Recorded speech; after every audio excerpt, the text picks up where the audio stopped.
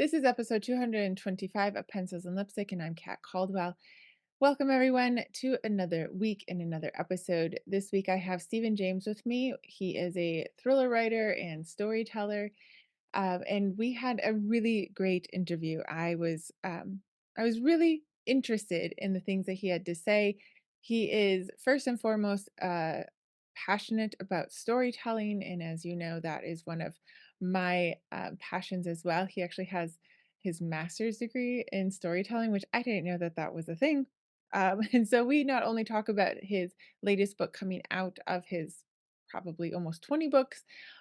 We talk about writing in series, about how to make your story worth telling. We talk about plotting and pantsing.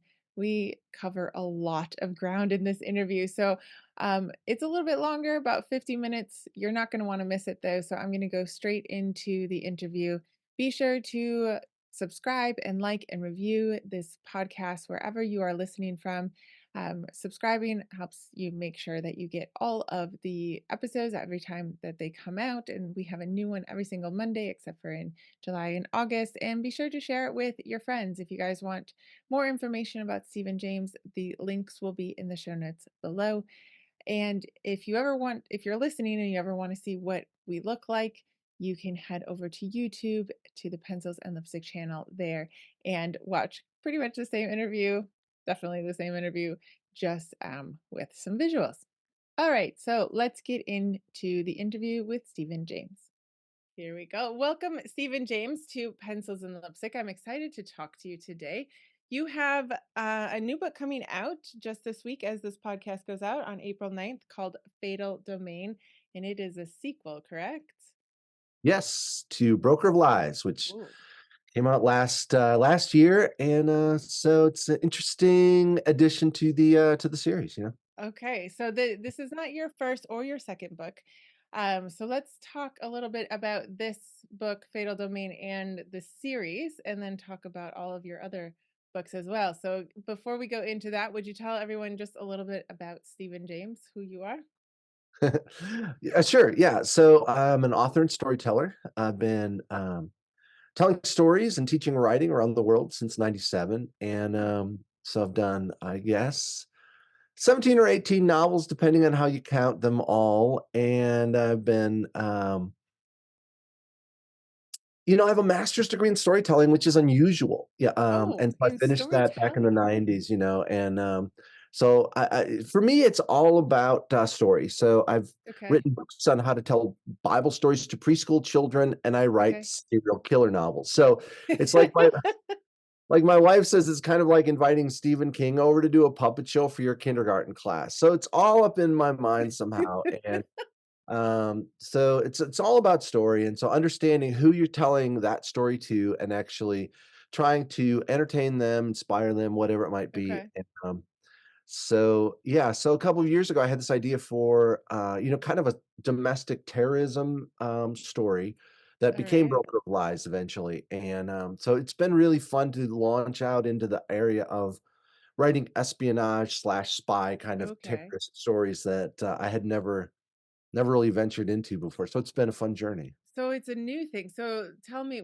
when you venture into espionage and how like how much research do you have to do? How much do you like sort of let the suspended disbelief take over and be like, well, this is my world and this is how we're doing it? Or do you have to like try to get ex CIA people to answer your emails?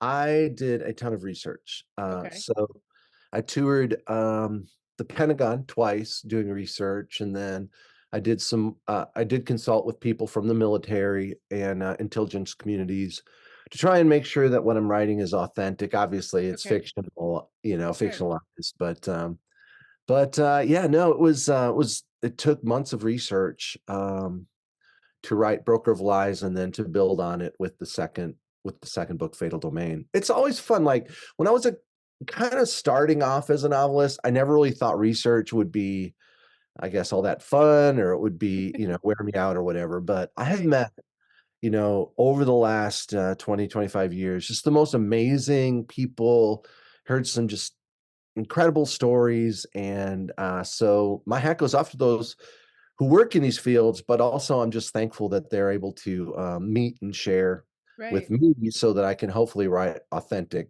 Okay. honest stories, yeah.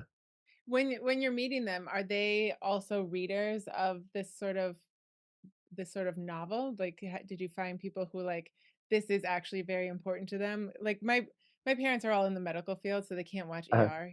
Like I'm oh, I'm thinking that sort of thing. So are like military guys, do they read these and go, no, that's not how we do it?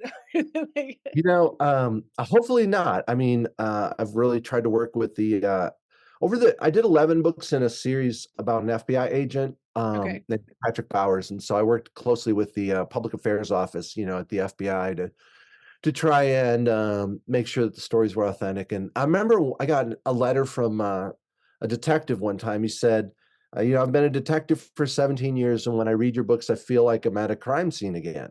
To me, that was like the hugest that's compliment because yeah, it literally takes me months and months to research a book, and I wanted to have, obviously, that sense of, authenticity and yeah. believability to it. Right, Yeah, right, yeah. but you've never actually worked in any of these fields. This is just your imagination and hard No, work. I've never worked in law enforcement or intelligence, gathering, counterterrorism. I'm a storyteller, so, you try to dive into the world and tell the most honest story Yeah. that you can. I've never been a serial killer or a terrorist, so that's you know, But you can tell a mean puppet show, right? You a can put that puppet out. show. Where how do you know that? I don't know what your wife said about No, me. yeah, yeah, That's your no. next one. That's your next Funny enough, well, I still do, shows for children as a storyteller and performer, family okay. performer, and so funny enough, I actually do have a wolf, puppet that I've been telling stories with since '98.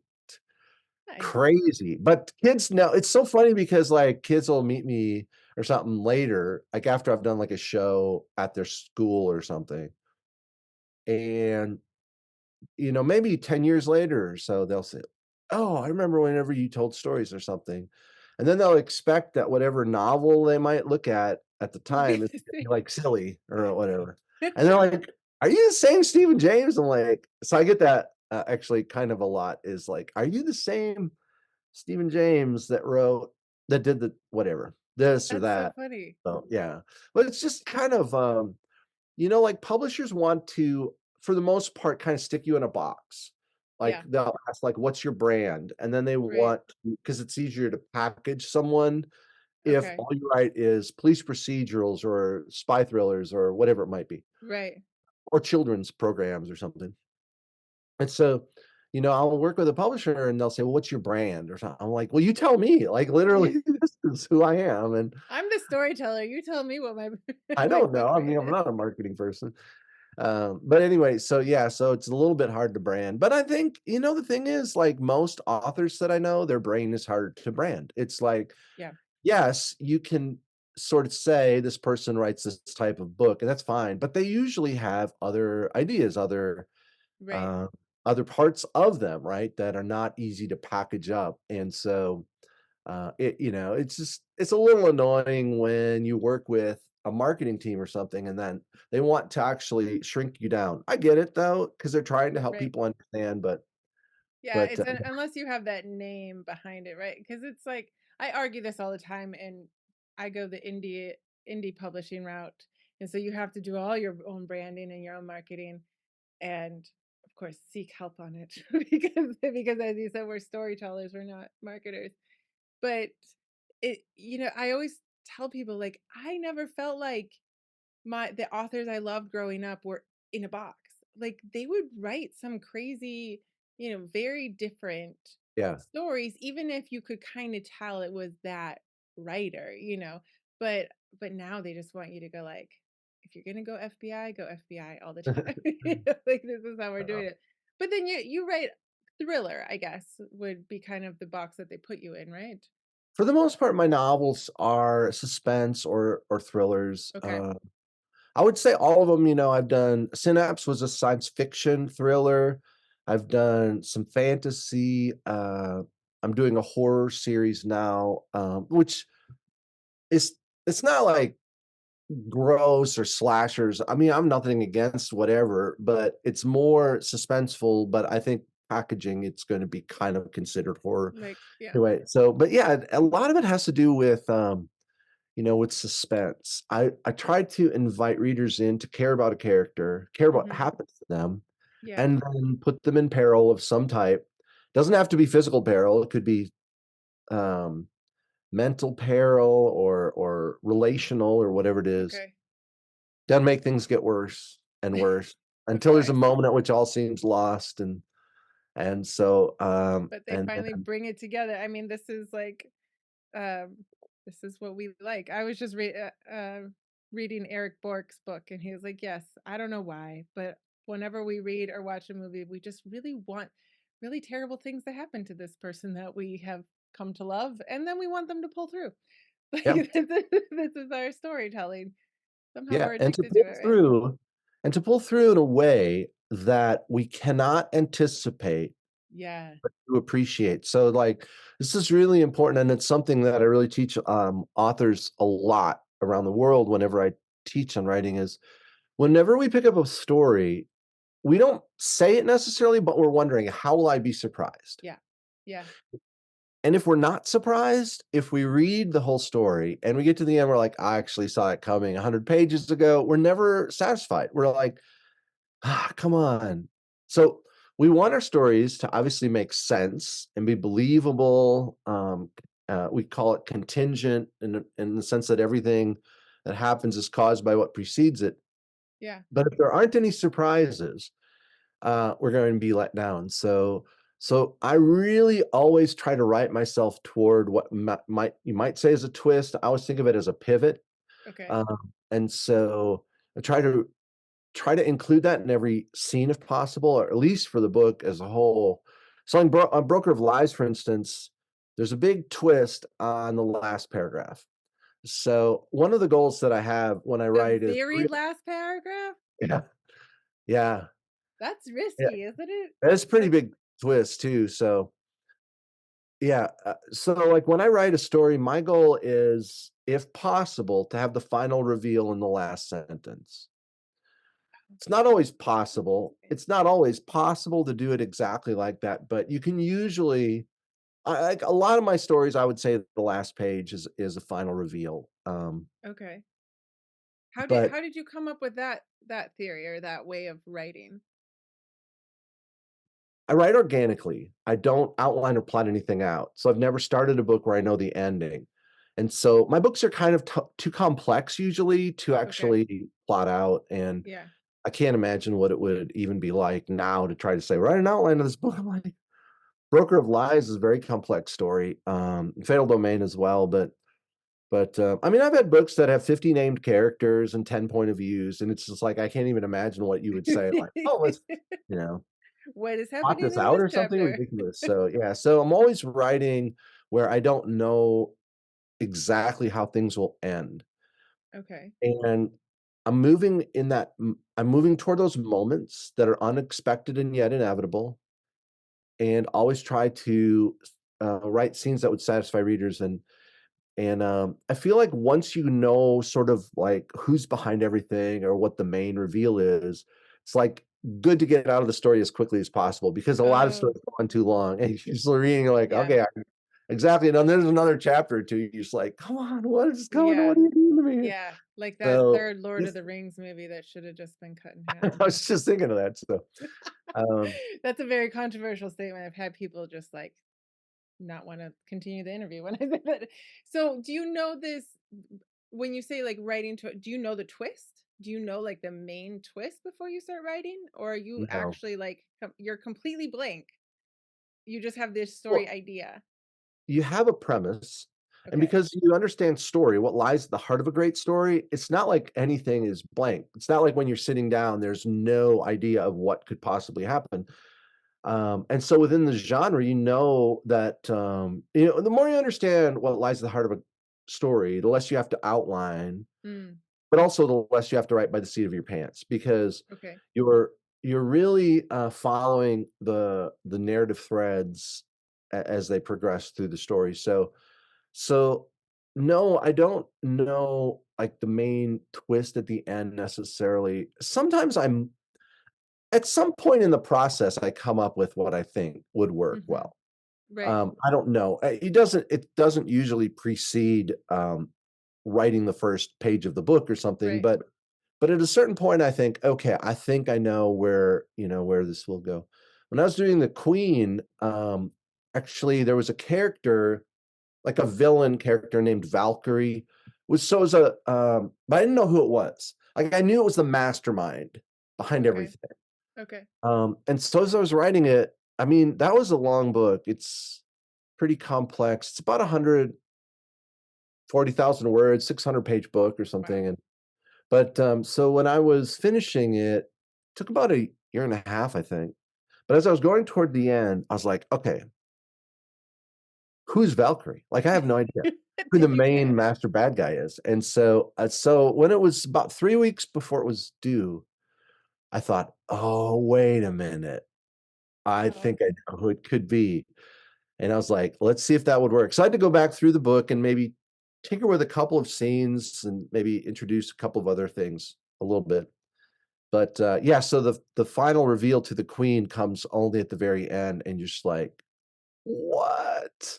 that must It's a work really fun well, moment though. though. Yeah, What's because that? it must work really well because if you want to surprise the reader, you're being surprised yourself as the writer. And so I can imagine that especially for suspense or thriller, if you're as long as you're willing to go back and put in those nuggets, it's gonna work pretty well. I can't imagine how boring it would be for me to sort of like plan a story and then spend a year just filling in the blanks. Like Yeah. that would be brutal. And the story would suffer because of course as you work in a story, you have new ideas and you think, huh, I wonder if, this could work or whatever. And it's a little silly to think that you can come up with all the greatest ideas Right. before you the first page. So Yeah. I always try to really, encourage people to be receptive to the story as it unfolds and to trust it, Yeah. and to not try to, I guess, force it into a template or formula, and instead let the story grow organically. Sure. Sure. Yeah. I mean, like with Fatal Domain, pretty much with thrillers, like the hero has to come out on top at some point, right? And you have like certain people or organizations that are probably not going to come out on top. Like I'm not sure I've ever read an American thriller where you there are hints of the American government not being 100%, but like it's not evil, right? Like, whereas it's usually or Well, and the British are always our allies. I don't know if that's because you writers don't want to like start a world war between America and Britain. Or I mean, um, the thing with Fatal Domain, you know, was as I was working on it, I knew that my hero would live at the end. Like, I don't is it have going a to have question another book? about that. Yeah. What's Is he going to come back in the next book? well, Maybe, who right? knows You what'll got to happen, have to leave it open. but But so it isn't that we necessarily open a book with no idea of Hmm. what the ending might contain. Like if you Right. open a romance book, Oh, we know.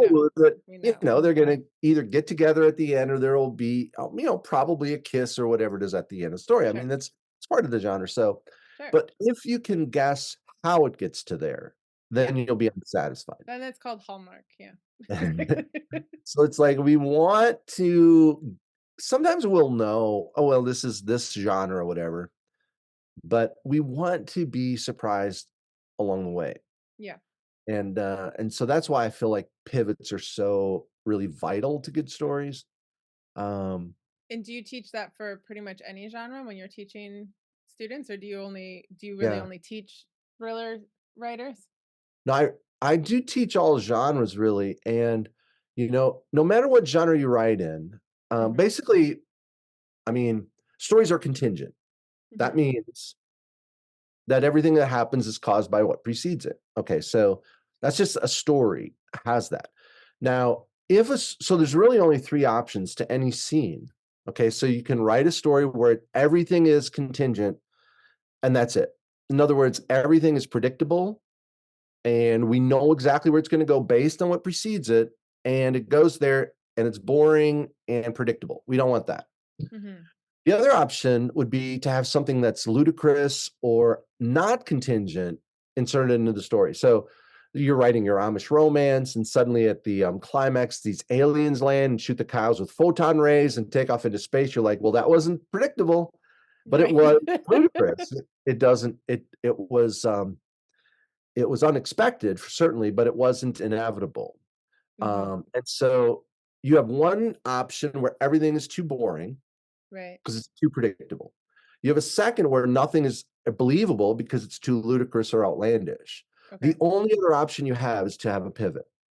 Mm. And the pivot is where it's unexpected yet inevitable. It has to be both.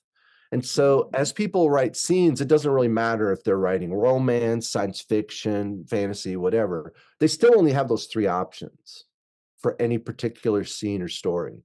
Right. It'll either be too boring, too outlandish, or it'll have a pivot. And so, yeah, I do teach people that really it's super vital to actually understand the dynamics of a good of a well-told story, and then to use those to actually, increase the reader's interest in the story. Yeah. Interesting. Yeah, I like Yeah. how you talk about that. I mean, I think we throw around the words pivots, or, I I'm sure they have other words like Well, hook some people will points say, or a twist, which is fine. I think a twist, right? twist is it's kind of it's a type of It's a like a pivot, right, right. But but, it's good to yeah. define these things, especially for newer writers, of like pivot. I don't know, I'm pivoting this way now. Like, what does that even mean? But I like how you're saying it's unpredictable but inevitable. Like, yeah, what has led up to that person. And that must be really kind of what you feel in your gut when you're reading a story and you're like, no, that doesn't like that. No, I'm gonna put that down. I don't. Yeah, I mean, as soon as we find something that is too coincidental, Mm, that's one thing. That's a break in contingency that makes it, um, y not inevitable. So we get turned off from that. We get turned off if something's too predictable and boring. Like, I was just mhm. reading a novel by a very famous novelist, and I don't know, to 150 pages or 200 pages in, and nothing had happened that was surprising. Like, every scene, you're like, "I think I know where this is gonna go," and it went there. And so I was like, "I can't do this. I can't, why would I spend my time on this, book anymore?" And so, we really want moments of surprise. Mhm. Otherwise, Mhm. it's too boring, and we're just like, "Come on." Yeah, yeah. But if the surprise doesn't make sense to the logic of the story, we're not happy either. Yeah, we're also not we're So, like, "Come particular. on, man, that would never happen." Like, I don't buy Right. it. I don't believe it. Right.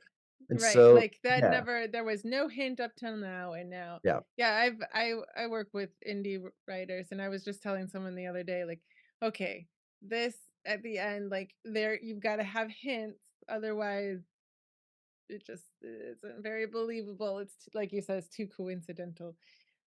Which maybe some readers would be fine with, but it's going to be easier to market and sell your book if it's not just like, oh, and then everything's fine basically. Is that problem there, right? Like, it all worked out at the end because, and they list off everything like, mm, most readers aren't going to be Yeah. happy with that. I sometimes give people an example. Let's say you're writing let's say a horror novel, Hmm. and it's called "I Suck Your Blood." It's the name of it. And on the back, a quote from Stephen King that says, "Most terrifying vampire story ever told." And Yeah. on the cover, there's like fangs with blood hanging down, whatever. So we open the book. In the first scene, there's a young woman walking along a forest by herself at night. And so someone's watching from a tree branch, jumps down soundlessly, begins to follow after her. Well, she hears a snap of a twig, looks back, but he's quick to get behind a tree, and he comes closer and closer, and finally he bites her, and he's a vampire. I mean, no reader's like, "What? That's amazing." Yeah, we're all expecting him to do We're like, exactly that. "We've seen that 1,000 times, so, like, obviously you can't do that." Yeah. And so, like, what could you do? Because that would be inevitable, but not what?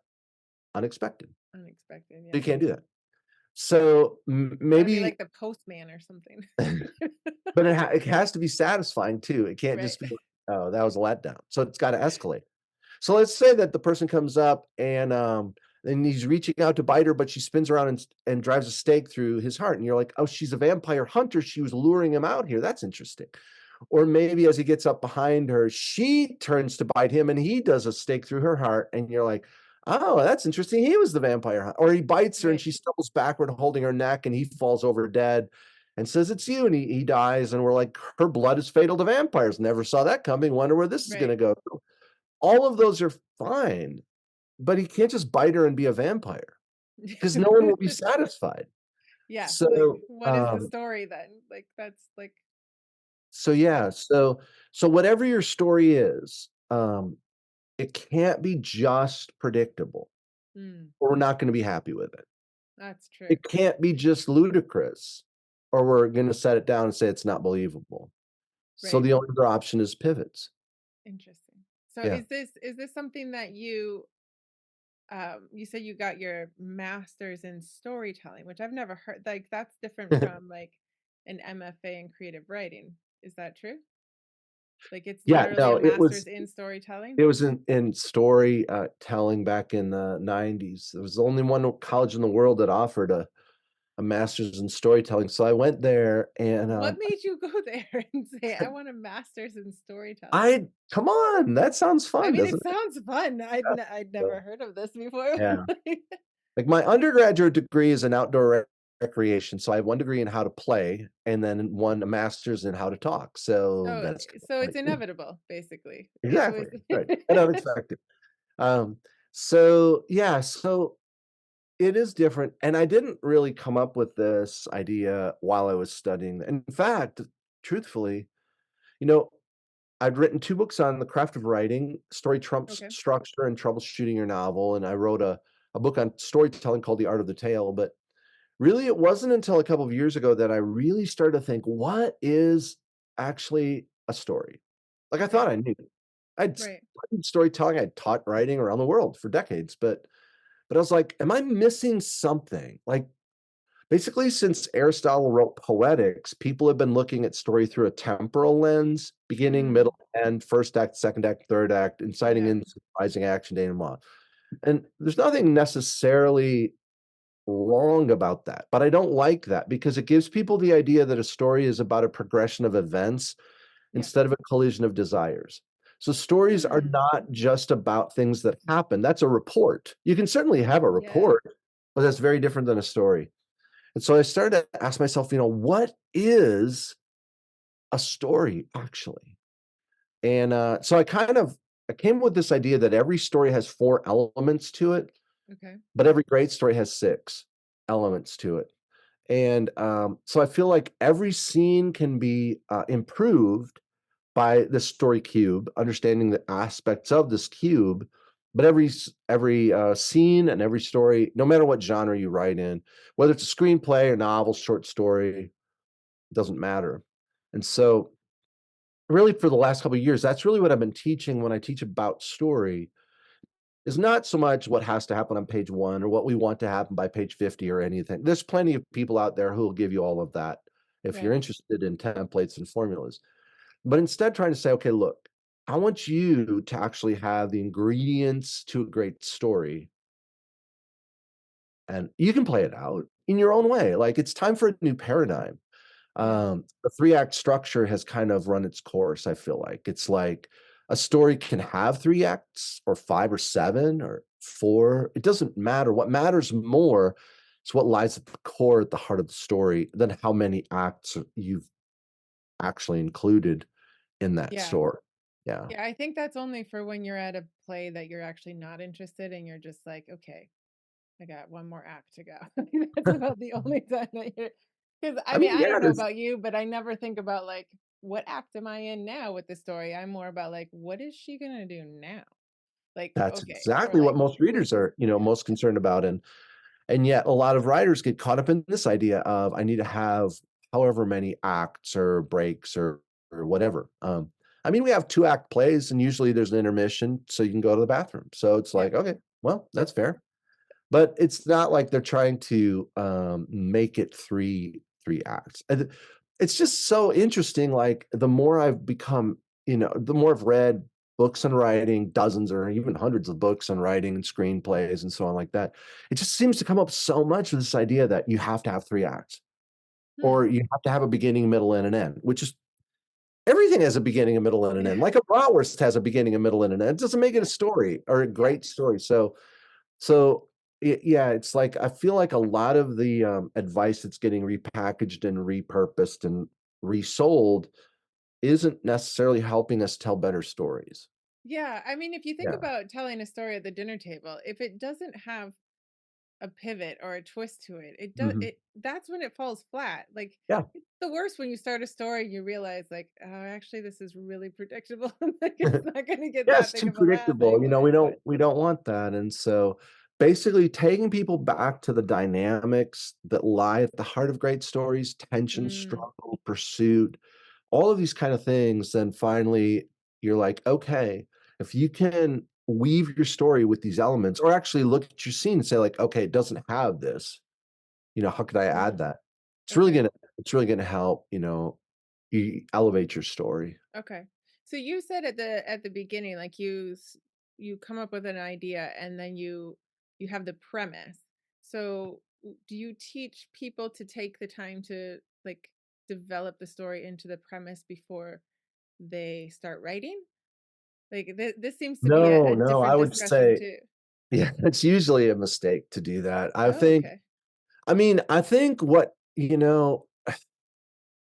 happens if you outline a story, usually it becomes more predictable. Mm, And usually there are gaps in logic. And here's what I mean. Let's say you're writing and you're like, well, I know I need to get to this certain signpost or this plot point mm, or whatever you might call it. And so I'm going to make things happen to get to there. I believe it's much more important to ask not what does the ending require, but what does the moment require? So like okay. when we write, to be honest to the characters in that moment. And what you'll find a lot of times is people have started with an outline, characters will act in inexplicable ways. You'll be like, why would he say that? Like, I don't understand why you do that. Oh, and then you read on, you're like, "Oh, I get it. He was supposed to, go to this location or whatever it is." So organic writers, we tend to have more believability because everything that happens, we're just honestly asking, does this make sense? Is this Right. believable for this character Right. to Now, I'm not saying that organic writers always have great climaxes. There's issues to talk about in all those realms, but regarding believability, almost always if you write organically, your story will continue to have that thread of believability because you're every single moment you're asking, what would this character naturally do? What would make sense contingently Mm, to the story, and how can I add those believable but unexpected pivots? And so I believe that if we start your story with an interesting question or dilemma, okay. and see how your character responds to sort of being in that situation, um, and let them respond honestly. Sometimes I tell people, a lot of times when we have a character, it's like we have a leash around their neck and we're sort of leading them around where we want them to go. But in my approach, in my perspective, I believe you should cut the leash and let them act without restraint. Like you should let your character act without you trying to get it to do something, but just to be honest with that character. So, people have said, well, how do you write a serial killer? I just ask, what would he naturally say or do or think in this moment? Or That's it's the same scary with a for teenage your wife. girl. Let's say I'm writing about a teenage girl or an FBI Okay. agent or a serial killer. It's the Yeah. same question for each one Right. of them. Yeah. And so, yeah, people have said, like, "Is that scary for your wife?" It's like, I'm just asking Just what leaves you in your Well, I think what's interesting Yeah. about that is possibly the writers, the discovery writers or pantsers, whatever, there's like a million ways to call us. Um, they're asking a lot of questions along the way. Like, does that make sense? Will that, like, does that actually lead into anything at all? Or do I just need to throw that scene away or change it? And possibly I am a very terrible plotter, as all my listeners know. I just can't seem to do it. I wonder if, and I've heard some people say like plotting, sometimes they feel like they're like they've almost wasted their time if the character doesn't go down the road that they they have already It's spent very all this true. time plotting. Yeah, the more that the more you invest in a certain, paradigm, I guess, or Mm. formula, template, whatever you wanna call it, the more you invest in that, the harder it's gonna be for you to say, "Oh, yeah, actually, I just spent a month outlining this, but the character would never do But that." I'm gonna toss it. But Yeah, I'm it's gonna true. toss it out. So it's like, yeah, that would be brutal. I can't imagine having to do that. But so it's interesting on my podcast, The Story Blender, I've interviewed Mhm. maybe 200 of the top writers and storytellers in the world over the last 5 years, and m only a handful really of the most successful writers that I've talked to, outline. Most of Really? them, yeah, I mean, there are a few who do. James Patterson does, Jeffrey Deaver does, But he, but like, there works in a team, right? Like, I find that different. Like, who's bouncing that, idea Patterson or Patterson does. Like, bouncing ideas off a team would be it's different than you by yourself, like, plotting, you know what I mean? I mean, I think he works pretty closely with the people that he writes with, so I'm not criticizing any of these authors, No, it's no, just their I'm just approach, wondering if it's the same thing yeah, as most, like, new writers, you know what I mean? Like, getting the plotting software and yeah, I putting it don't into the know. snowflake That's method. I don't know what that's it is. because it's a template, it's easier than, understanding what Sure. lies at the heart of the story, so many authors, really, Dean Koontz and George Martin, and none of these authors So outline. they don't outline at all. No, no, no. Wow, Lee Child doesn't outline, Stephen King doesn't outline, anyway, so there's so many examples of super interesting. successful storytellers, I Yeah, guess who do it both ways, but, definitely who, write organically, and a lot of them, the more that they come to understand story, the less they outline, like, they started outlining maybe at the beginning. right, right, right. Like my friend Steve Barry and I always go back and forth because he always like outline, but then recently he kind of said, actually I'm starting to write more like you. It's like the more that because of deadlines and stuff like that, it's just you don't have time to spend 6 months on Yeah. an outline that you might not actually use. So it's instead to get the heart of the story. So do you think that's more like understanding story versus them just having written like you're on your 18th, 19th, I'm sure King is on his 20 something. Well, King's I got don't know. a lot of books under his belt, Does but he? but um but anyway, for me, it's like, um, when I first wanted to become a writer, I went to a writers conference back in, 2001, Mhm. and I had this idea for a novel, and so I went, and the guy said, I went to learn from, the first thing he said was, "The first thing you have to do is write a single space 40-page outline of your story." And I was just like, "I can't do that, like, I'm not interested in that, I don't know how to do that, I can't Sounds do like a that." book report on a book that doesn't exist yet. Like, how do you outline something that doesn't exist? It actually makes no sense whatsoever. And so I was like, for like 4 or 5 years, I just put it aside. I was like, "I can't do that." And then finally I was like, you know what? I'm just gonna try writing a story because I've got this idea, I'm gonna see where it leads." And so Okay. that ended up being The Pawn, that was my first novel, and so, no, I've never outlined a book, like a novel, because I first of all, I don't feel qualified to do it, I'm not interested in it, I don't know how to do it. I just don't know how if it doesn't exist, how could you possibly tell me what happened? Right. So, But then you're traditionally published. So how did you do you write the books and then you sell them through the agent and then it's just like the editing process or because you've talked about deadlines, like what does that mean in the traditionally published world? Like do you sell an idea or do you sell a book, a I've done manuscript, I both. guess? I've written a whole book without, a contract, Okay. but for the most part, I have contracts, and then you have a deadline and you write the book. On the idea at this Yeah, point? Okay.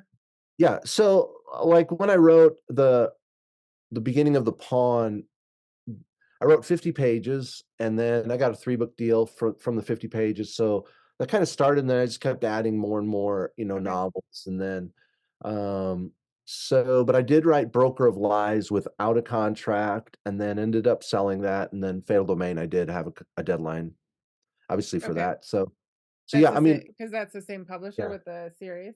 So yeah. at that point, like if you sell the first book of a series traditionally more likely you're gonna have the same publisher for the I mean, rest of the series? sometimes your publisher will give you a multi-book deal, Okay. and so, But then you have those deadlines that you gotta hand in yeah, the manuscript? gotta Oh, meet your man. deadline. Gotta But I meet your feel like deadline. some people are just, like, about to faint over here because I've worked with some writers who are like, they're working for years, and it sounds like, I mean, you had a book come out, the first book out come out last year, and now Fatal Domain is out this year, so Broker of Lies within 12 months. So at that point, like, you must actually work pretty quickly once you have that The research thing done is, and I'm actually kind of a slow writer if you look at some of my pals, some of my writing buddies and stuff, it's like, well, Dean it Koontz doesn't takes count. Like, he's crazy. He must, it like, takes me, indefinitely. usually I can do a book in a year. It's very tough to do 2. It's because my That's books are true. long and complex, Okay. and, some authors that I know can write a book much quicker than I do. They're usually shorter, they're usually Mhm. not Mhm. as complex and so Sure. on. That's Sure. fine. I mean, that's good for them. I wish I could write faster, but, But still, a but, year is some pretty people, good. I yeah, I mean, mean, just physically and mentally, I advocate not pushing yourself to write more than that because yeah. I mean, you're traditionally published too. Like if it's coming out this week as we, in the future as we record this April 9th, but that means that it's already been at the printer and at the publisher for a few months. So, Mhm. how long is your actual writing time after you're done researching, let's say? Well, I actually do both kind of, Oh, you're doing it like, at the same time. You're well, I like, don't, like, research for, like, 3 months and then, like, not research anything more and and just then write stop the and book, only write. because as you write, you come up with questions, right? And you're just Right. like, That is true. "Oh, I Okay. wonder what that would how would that happen at the Pentagon, or how would that happen in the Department of Okay. Defense or whatever?" And so, and you come up with questions and you find out the answer. So, I do some research beforehand, but usually as I'm writing, I come up with questions and I Okay. have to pursue answers to some of those. So, some people do take a couple of years or a decade to write a book, which is great. That's just fine. Like, I don't really care how long it takes someone to write a book or where they publish their book. I just care when they publish their book. Like, is it ready to be published?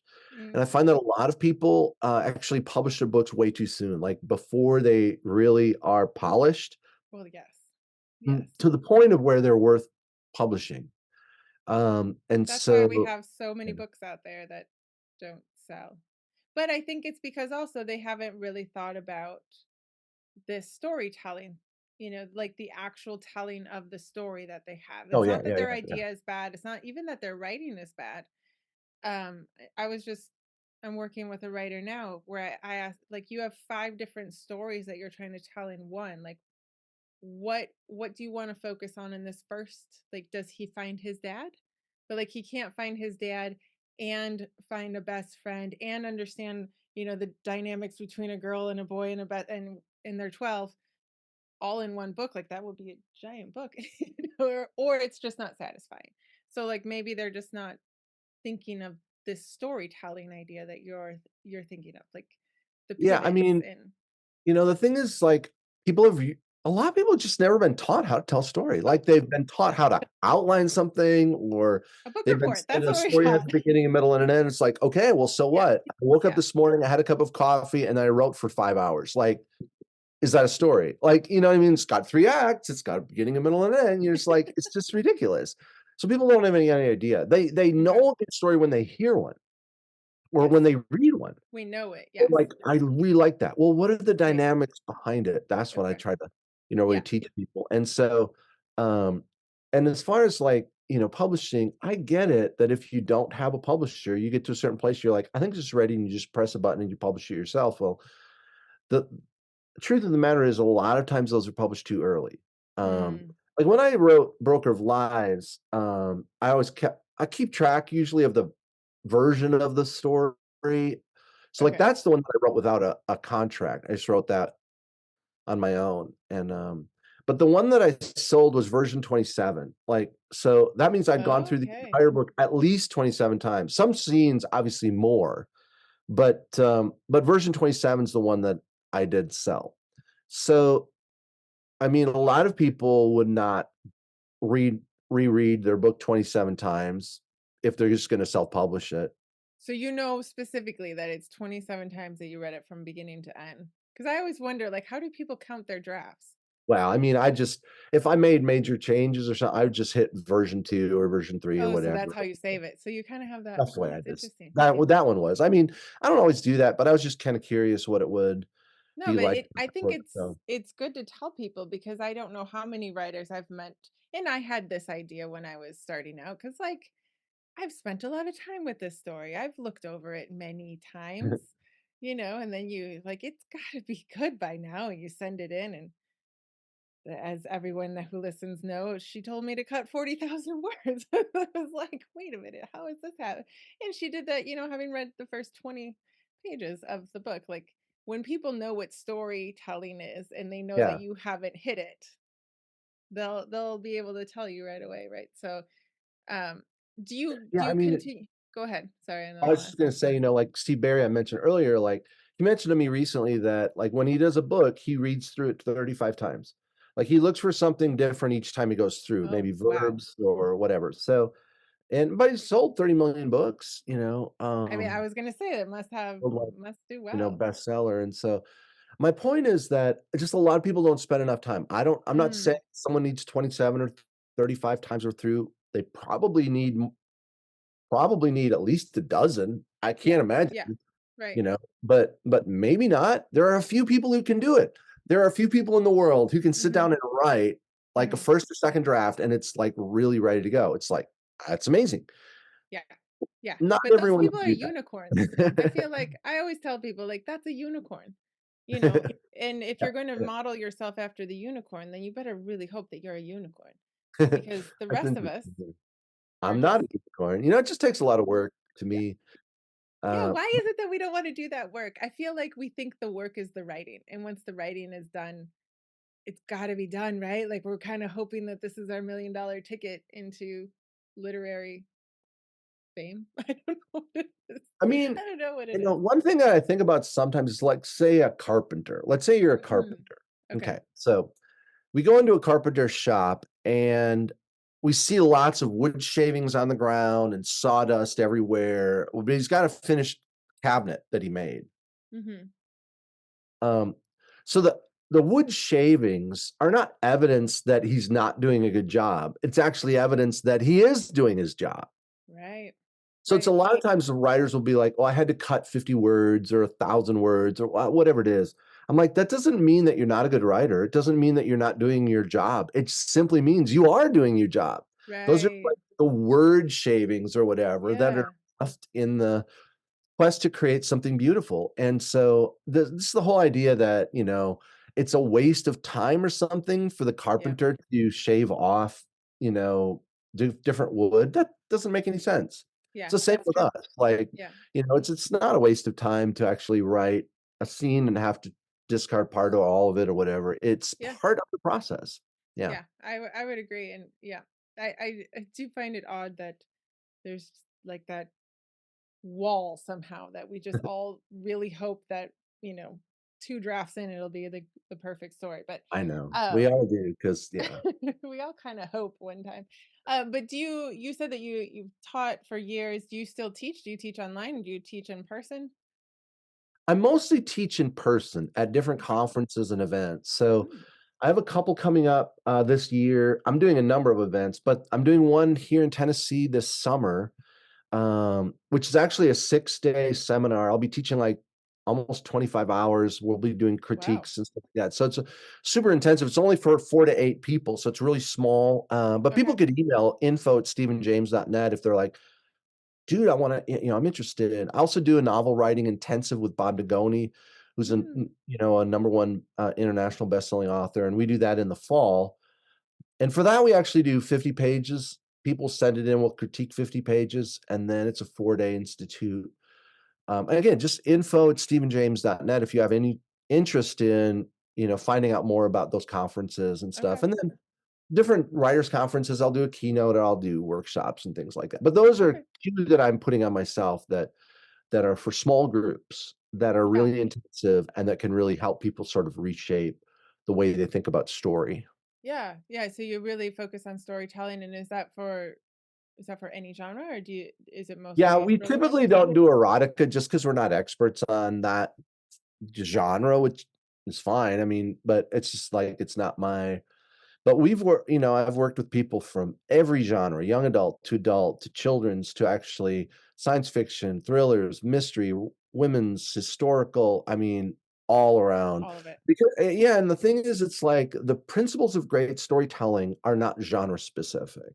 Mm, yeah, yeah, Yeah, so, like, the more you really understand the dynamics of a well-told story, the more you can look at your genre and be like, "Okay, maybe in a thriller, there might be more external struggle, and my sure. coming of age story has more internal struggle." That's all fine, Yeah, but at least you understand what'll make the story work. Yeah. yeah, yeah, absolutely, which is I would agree that it's kind of the foundation of it.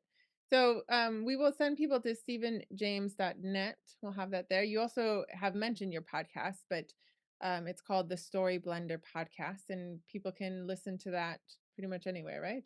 Yeah, wherever they listen to their podcasts or click to thestoryblender.com, and, you can always listen, or check out the interviews, who we've had, and things like that. So Yeah, it's fun, it's like it gives me the opportunity to pick the brains of some of the best-selling authors in the world and say, like, "What are your secrets to and great maybe be storytelling?" surprised that they don't outline.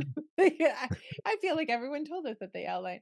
So then Fatal Domain comes out, the podcast as it's, if you're listening the day that it comes out, April 8th, Fatal Domain comes out April 9th, Tuesday, correct? That's when this Yes. podcast comes out. So anytime at that point they can pre-order, they can order, they can read it. It's gonna be ebook, print, all of the above. Audio. It should all Audio. be Ooh, available on the 9th of April, that's so check it awesome. out. If you like to listen to stories or you like to read ebooks or whatever, it should All right, we'll have be all there. of the links for all of those things. So it sounds like a really so do they need to read the first one though before they read the You second one? don't need to read Broker of Okay. Lies first to understand this one. I decided, like, early in my career that I'm gonna write stories that tie together and that are integral, but, like, I never wanna tell you, you have to read a certain book to understand, like, the next one. So I was like, Yeah. "Alright, I'm always gonna make them standalones," but yes, there are more surprises. If you were to read Broker of Lies first, you'd Right. you'd find that there's introduction of some characters and some surprises that will be paid off in Fatal Domain, but you don't have to understand. You don't Yeah, have to. Okay, yeah. perfect. So, well, go ahead and go get both of those books, and then we'll await your horror series next Yeah, year. that'll be fun. So, thank you so much, Stephen, for coming on the show and talking with us. You're welcome. Thanks for having me. Bye.